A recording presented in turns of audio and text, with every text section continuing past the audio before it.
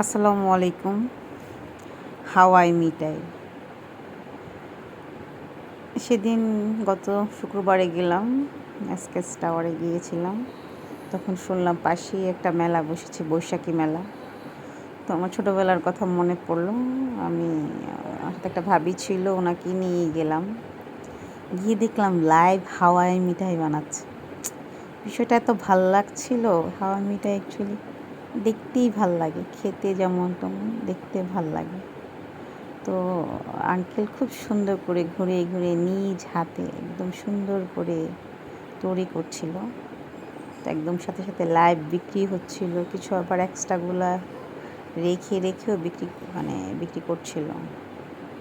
তো আমি রাতের আস্তে আস্তে প্রায় অনেক রাত হয়ে গেছে, প্রায় 9টা বেজে গেছে, লোকজন একটু কমা শুরু করছে।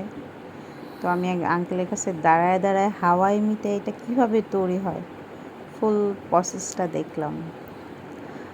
আমার এত ভাল লাগলো হাওয়াই মিঠাই। ছোটোবেলা থেকেই এটার একটা ক্রেজিনেস ছিল।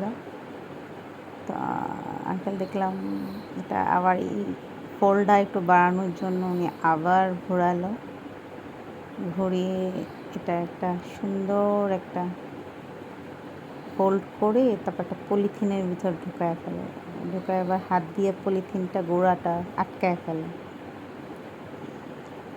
আটকানোর পরে এটা হলো এভাবে আটকায় থাকলে অবশ্য থাকে, অনেকক্ষণই থাকে।